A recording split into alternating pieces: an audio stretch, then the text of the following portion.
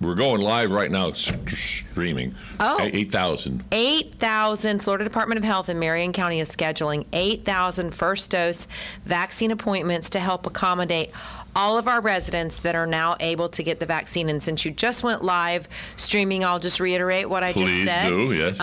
Access has expanded dramatically, not just in Marion County, but throughout the state of Florida for the COVID vaccine.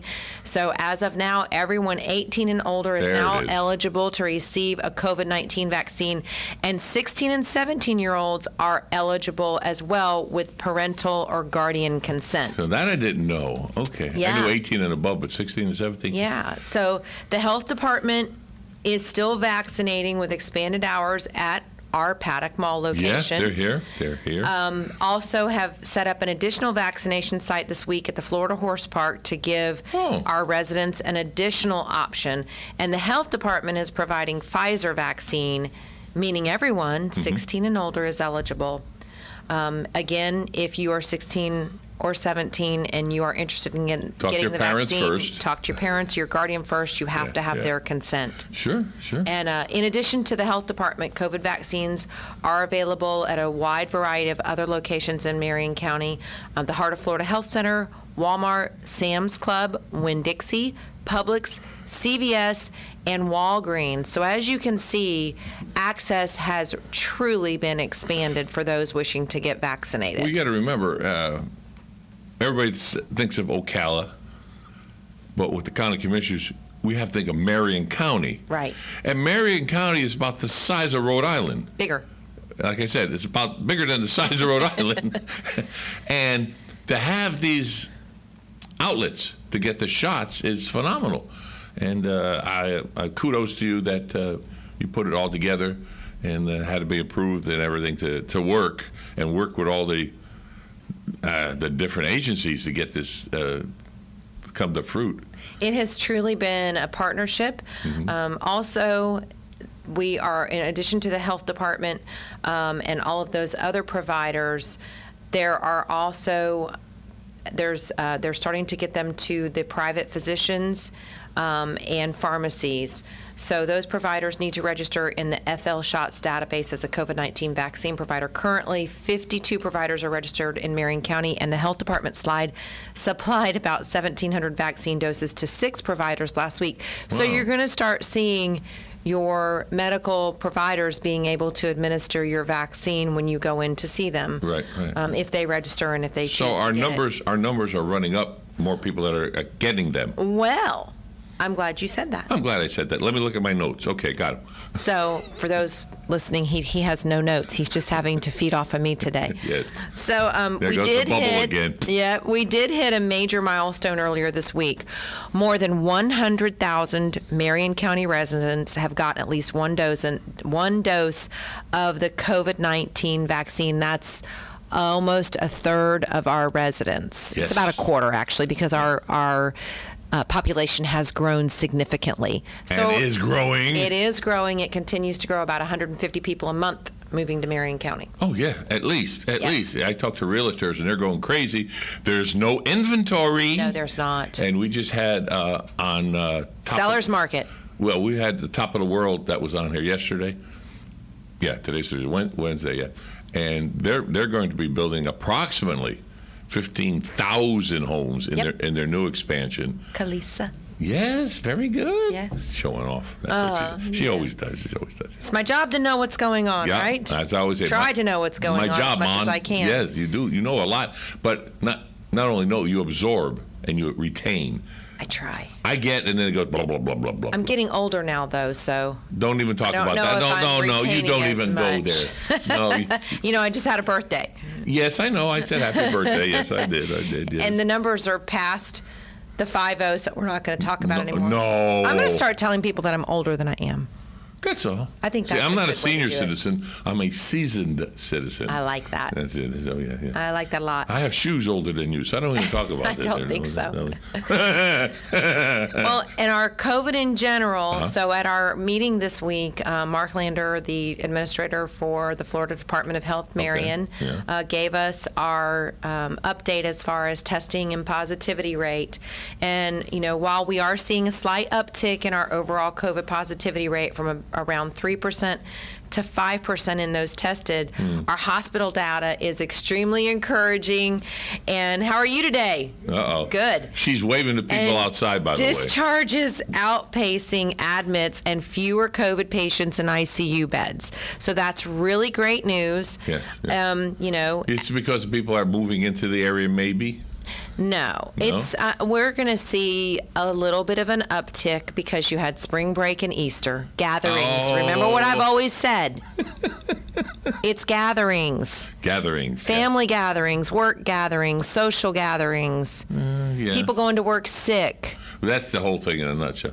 But sick and COVID, and how many people say, I've got the COVID? No, you're just sick. Right. Yeah, you don't so know you don't unless know. you go get the test. And You get the test, some people, their symptoms are so slight that they think it's just allergies. That's true. Yeah. Well, no. Yellow in this area? No. So- my car changes color this time of year. I think we're done with that, though, right? Yeah. So Pollen much. is done. Yeah. We hope. Well, I'm waiting for the big rain to come. The big rains. That'll. We had some of those last weekend. We had some nice rain last weekend. We Nothing- can have one more round. This We had weekend, this Saturday, we're going to get. Yes, we're going to big get time. more rain Yes, this big time. Saturday. Big time. One of the things I want to remind our listeners today is the big fix.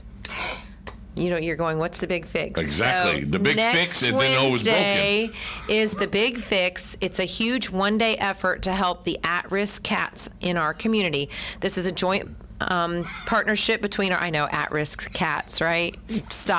Just stop. This is a joint partnership between our Animal Services Department, the Humane Society of Marion County, the Voices of Change Animal League, and Sheltering Hands. We'll be offering free vaccines, sterilization, flea prevention, and pain medication. Right? Yeah. Wow. So for the cats, not the humans. Not the humans. For no. the cats. Hey, dear, let's go get fixed. No. Let's get the cat. Okay. So, appointments are already fully booked for feral and community cats. Oh. But if you'd like to register a pet cat, head to vocalforpets.org. So someone out there I know is going to go out and find a stray cat and say, this is my cat. You know what? If they it do, works, that's fine. it becomes their cat. Because the mission is to get as many as we can fixed so that we don't have the overpopulation. Of cats, yeah. And that goes across all of our of our pets in Marion County. We really are pushing that educational component of it, that a lot of our overpopulation comes from unwanted or surprise puppy and kitty litters. Yes. And, then they become some of our unwanted pets. So getting your pets spayed and neutered is extremely important. It is. The population is so great that even though we are getting them fixed, quote unquote, there's still a lot out there that are going to continue. Well, and we have lots of great community partners. Let's face it. There are a lot of people that care about our furry friends in Marion County, and They have come on many times. truly appreciate the tremendous partnership that we have with each and every one of them. It is good. I'll say one thing about the county commissioners. Their doors are always open, and they say, come on, what do you want to talk about, kind of thing. And I appreciate that, because there are some places that are not like that. I remember when you were first going for office, I'm glad you got it. I'm glad you did.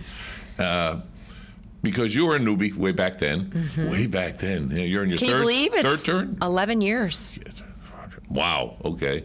Almost, yeah. This is my 11th year. Yeah. So third term, yeah. And I remember when you first started, and you were a newbie and all nervous and everything, but you had that fire, and you haven't lost it. No. You haven't lost it, and I looked for that, for the I seen a shadow, yes. I look for that in people when I talk to them and see if it's, yeah, I'm here doing my job kind of thing, or I'm still here and I'm doing my job because I give a hoot and I've got the fire, and you still do have the fire in your belly, as they say. I do have fire in my belly. I have a lot of people ask me, what are you going to do next? What are you going to do next? And I tell them all the time, I'm staying right where I am because you have enough. I'm a better advocate for Marion County right here at the local level than I could be anywhere else. And Marion County is my passion. I don't know. You know, it's kind of weird, but I think that we truly live in a very special place.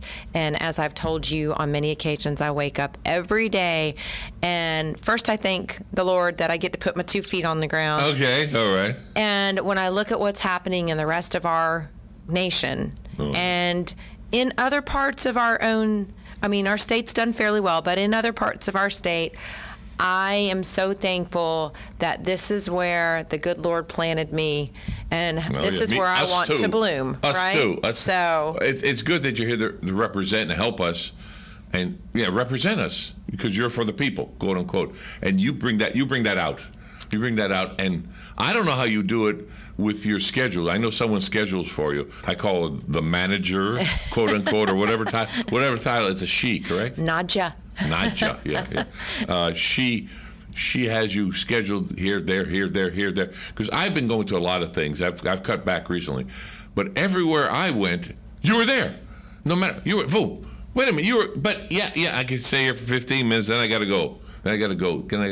And you're not just there for a pretty face. I mean, you're there as a advocate for the people, quote unquote, and finding out what's going on and what should be done, what shouldn't be done. You know, and yeah.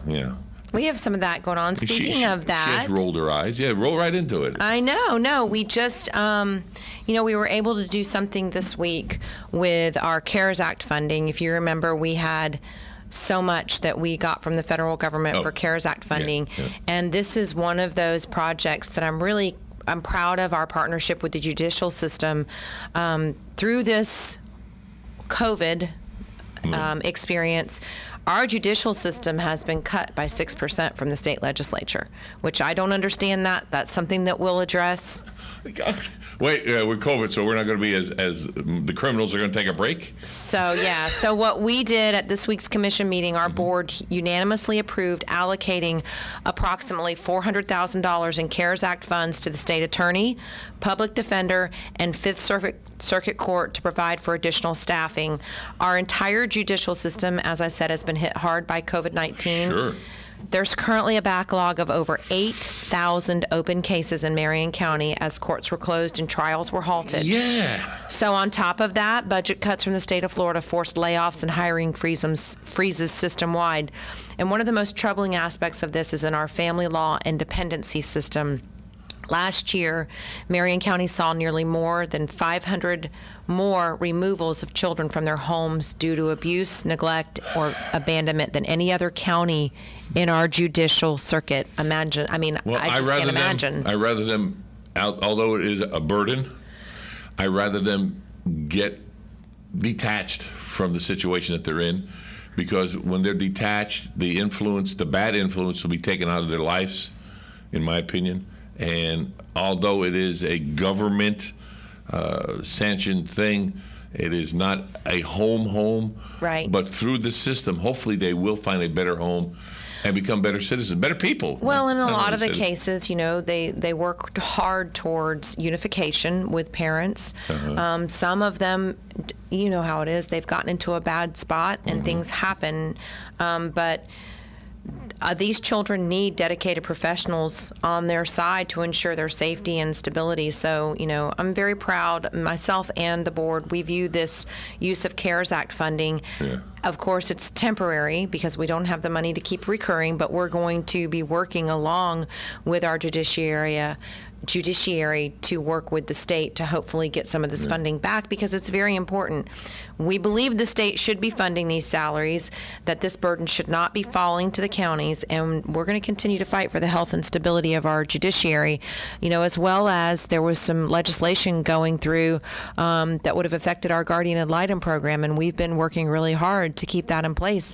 There's a lot of little programs that help the whole system. Well, guardian ad litem is... Enlighten me on that. A guardian ad litem, if you have a child that ends up having to go through the judicial system, they are assigned a guardian ad litem, and that person goes with them through every phase of that ordeal and makes recommendation to the courts, on behalf of that child. They are the voice of the children. When those children can't speak for themselves. So there was some legislation that was being proposed to take children 10 and up and basically remove the guardian ad litem and just have the attorney represent them, which creates... They have a lot... An attorney is a different...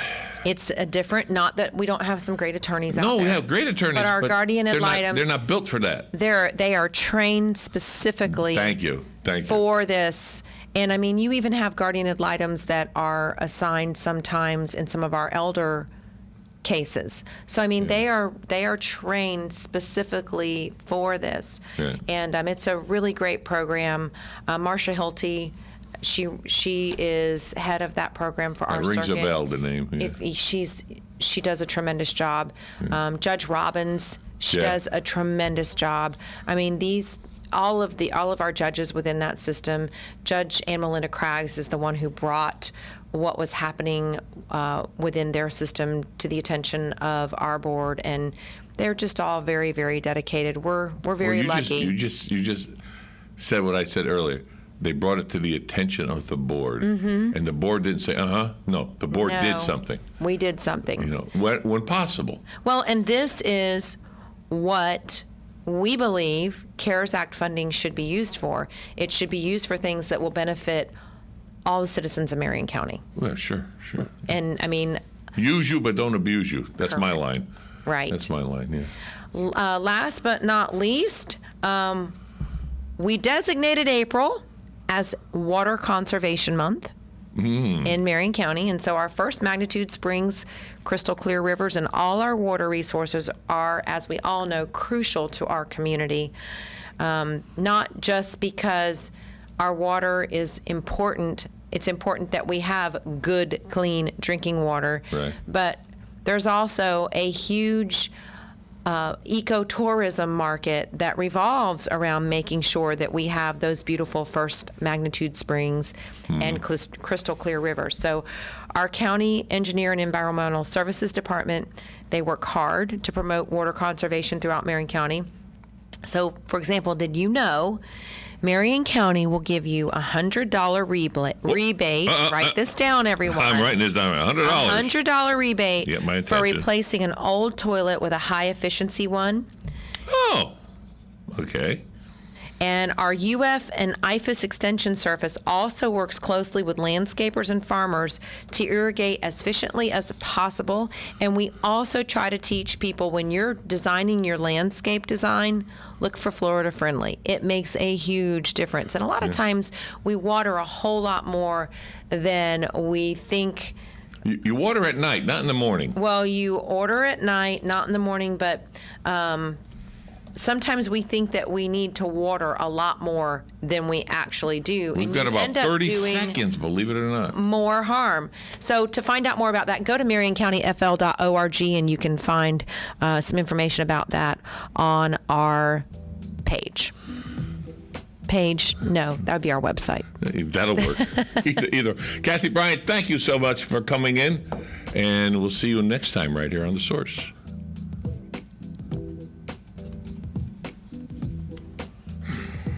Broadcasting from the Paddock Mall Studios, this is WOCA, Ocala, Gainesville, The Villages, 1370 AM, 96.3 FM, The Source.